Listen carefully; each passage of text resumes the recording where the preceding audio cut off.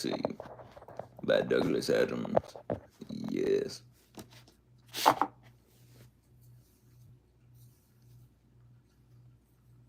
Oh, baby.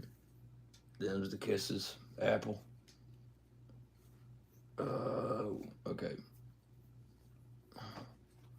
Slake morning. What you doing there? Okay. I'm getting ready. Hold your horses. I'm flying over you. Oh, we.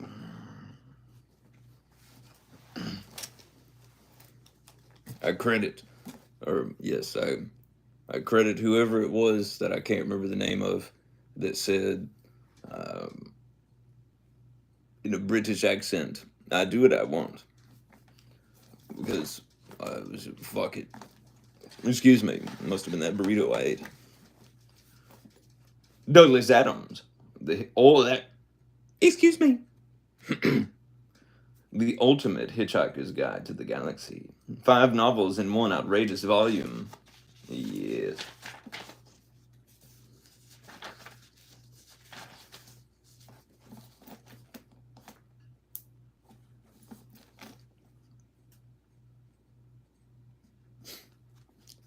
Introduction. A guide to the guide. Some unhelpful remarks from the author. The history of The Hitchhiker's Guide to the Galaxy is now so complicated that every time I tell it, I contradict myself. And whenever I do get it right, I'm misquoted. So, the publication of this omnibus edition seemed like a good opportunity to set the record straight, or at least firmly crooked. Anything that is put down wrong here is, as far as I'm concerned, wrong for good. The idea for the title first cropped up while I was lying drunk in a field in Innsbruck, Austria in 1971. Not particularly drunk, just the sort of drunk you get when you have a couple of stiff gossers after not having eaten for 2 days straight. Don't do that. Yep, that's called fasting. And fasting ain't a joke, it's serious. I would know. Long story. Let's get back to the story. Alrighty. On account of being a penniless hitchhiker, we are talking of a mild inability to stand up. Mild, you say? I was traveling with a copy of The Hitchhiker's Guide to Europe by Ken Walsh, a very battered copy that I had borrowed from someone. In fact, since this was 1971 and I still have the book, it must count as stolen by now. I didn't have a copy of Europe on $5 a day, as it then was, because I wasn't in that financial league. We've all been there. Night was beginning to fall on my field as it spun lazily underneath me. Yeah, come on now, you're talking about mild inability to stand up. Mild. Talking about the field spinning. How many times this boy gotten sipped? Come on now. Ain't you grown up in the country, son? Alright, come on, take it easy. Excuse me. Alright. Got the fire today. I was wondering where I could go that was cheaper than Innsbruck, revolved less, and didn't do the sort of things to me that Innsbruck had done to me that afternoon. What had happened was this. Yes, what had happened was I had been walking through the town trying to find a particular address, and being thoroughly lost, I stopped to ask for directions from a man in the street. I knew this mightn't be easy because I don't speak German.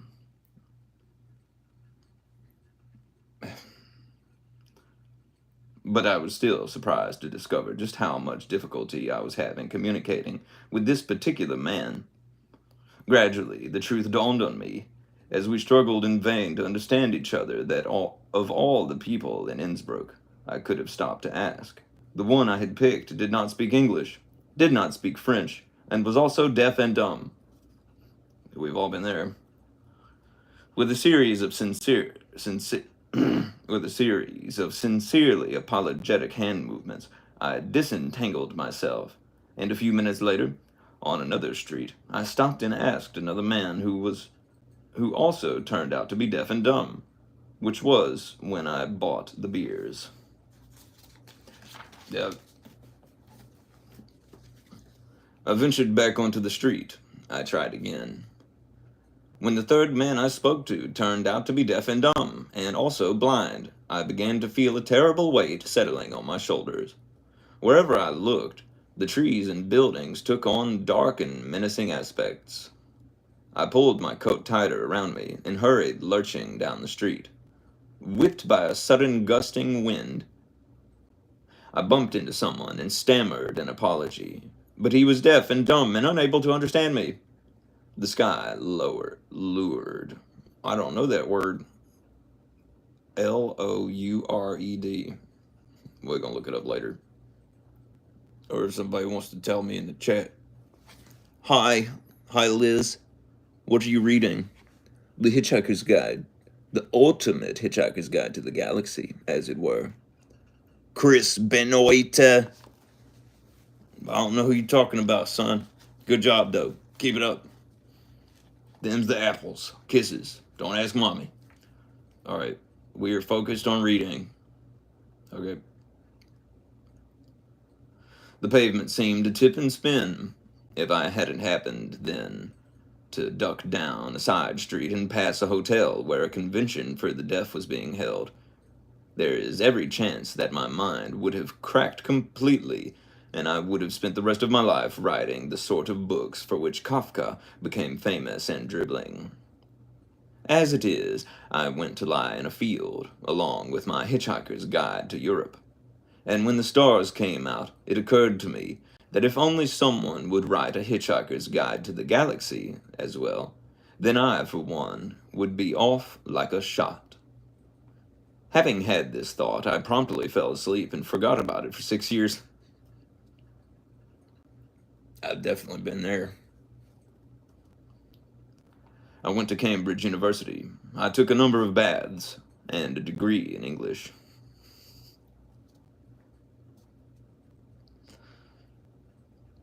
Why do I feel like this is my brother? Not my brother with this face. Yeah. He's a lot more washhead than I am. Hey, you got to keep that yoke, you know. Yeah, y'all don't know about that, do you? Travis Hennies. Hemmies? Hennies. Hi. Okay. Focused. I am focused. I am focused. Whew. I worried a lot about girls and what had happened to my bike. Later, I became a writer and worked on a lot of things that were almost incredibly successful, but in fact just failed to see the light of day. Other writers will know what I mean. Yes, I do. My pet project was to write something that would combine comedy and science fiction. Yep. And it was this obsession that drove me into deep debt and despair. No one was interested, except finally one man, a BBC radio producer named Simon Brett, who had the same idea, comedy and science fiction. Although Simon only produced the first episode before leaving the BBC to concentrate on his own writing, he is best known in the United States for his excellent Charles Paris detective novels. Ooh, I gotta read that. Right on. Charles Paris. Nice. I owe him an immense debt of gratitude for simply getting the thing to happen in the first place. He was succeeded by the legendary Geoffrey Perkins. Geoffrey Perkins. In its original form, the show was going to be rather different. I was feeling a little disgruntled with the world at the time and had put together about 6 different plots, each of which ended with the destruction of the world in a different way and for a different reason. It was to be called The Ends of the Earth. While I was filling in the details of the first plot, in which the Earth was demolished to make way for a new hyperspace express route, I realized that I needed to have someone from another planet around to tell the reader what was going on. That's hilarious. To give the story the context it needed. So I had to work out who he was and what he was doing on the earth.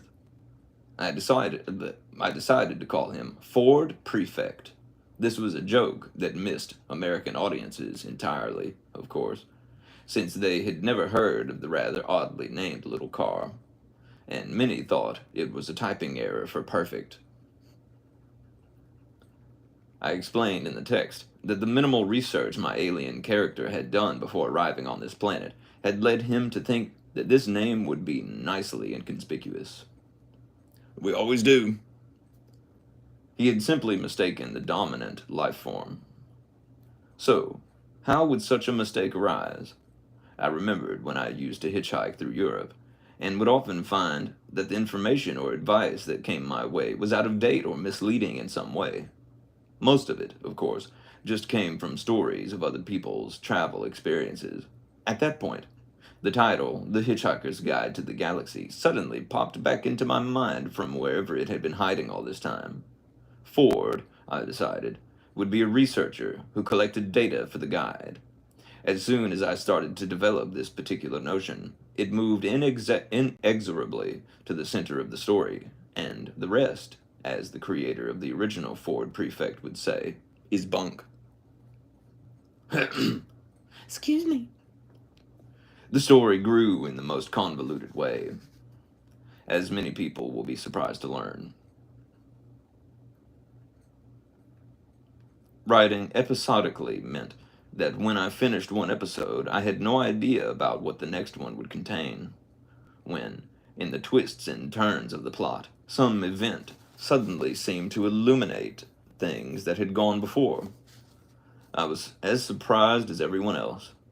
I think that the BBC's attitude toward the show, while it was in production, was very similar to that which Macbeth had toward murdering people.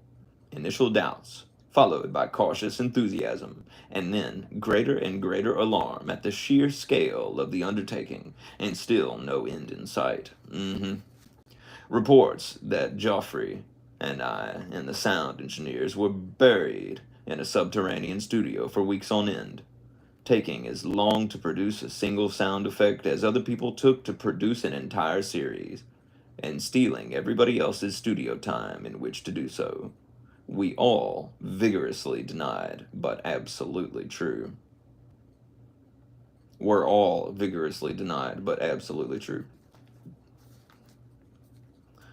The budget of the series escalated to the point that it could have practically paid for a few seconds of Dallas if the show hadn't worked. The first episode went on BBC Radio 4 at 10:30 p.m. on Wednesday, March 8, 1978, in a huge blaze of no publicity at all. Bats heard it. The odd dog barked.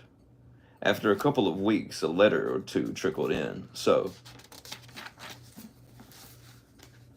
someone out there had listened. People I'd talked to seemed to like Marvin, the paranoid android, whom I had written in as a one-scene joke, and had only developed further at Geoffrey's insistence. Then some publishers became interested, and I was commissioned by Pan Books in England to write up the series in book form. After a lot of procrastination and hiding and inventing excuses and having baths, I managed to get about 2/3 of it done.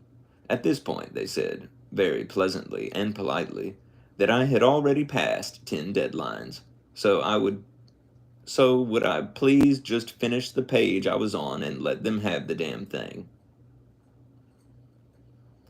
Well, this feels like me. Meanwhile, I was busy trying to write another series, and was also writing and script editing the TV series Doctor Who. I didn't know that. Who's that?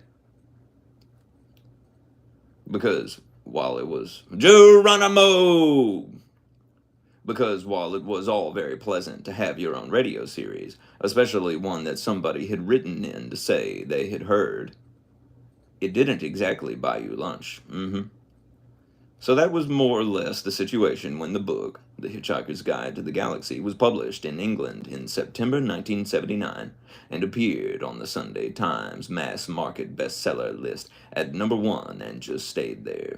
Clearly, somebody had been listening. Hey, Umi! Looked it up meant the sky was acting ominous. Whoa. Lured. Thank you. Fun fact. Muskie. I don't call him that anymore. Mr. Apparently read every religious text and philosophy he could get his hands on as a teenager, but it was Hitchhiker's Guide to the Galaxy that led him to the beliefs he has today. Well, shit. I feel something from that. Thank you, Umi.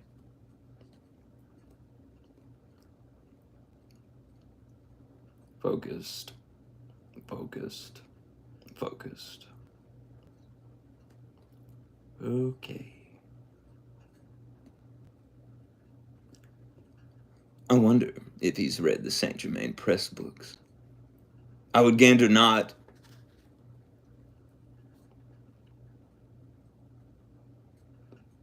Where are we at here? Thank you so much, Umi.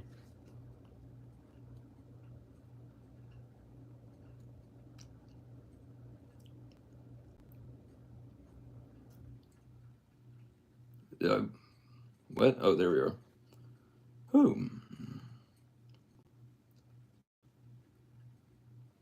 This is where things start getting complicated, and this is what I was asked in writing this introduction to explain. The guide has appeared in so many forms: books, radio, a television series, records, and soon to be a major motion picture. Each time with a different storyline that even its most acute followers have become baffled at times. Here, then, is a breakdown of the different versions, not including the various stage versions, which haven't been seen in the States and only complicate the matter further.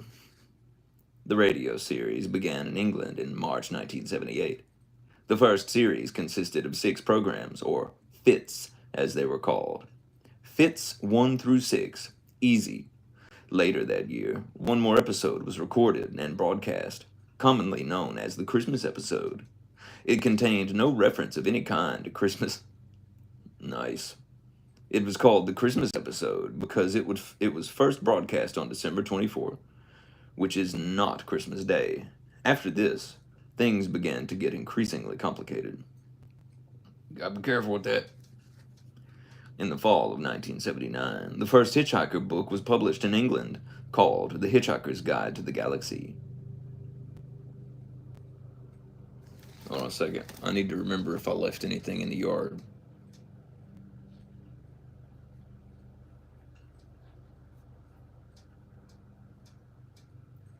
I don't think so. Okay.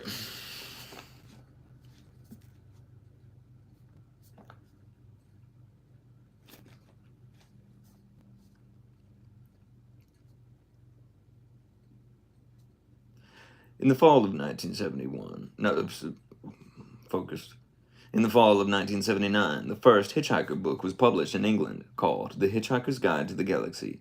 It was a substantially expanded version of the first 4 episodes on the radio series, in which some of the characters behaved in entirely different ways and others behaved in exactly the same ways, but for entirely different reasons, which amounts to the same thing but saves rewriting the dialogue.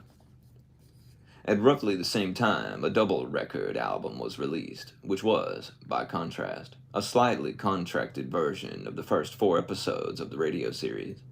These were not the recordings that were originally broadcast, but wholly new recordings of substantially the same scripts.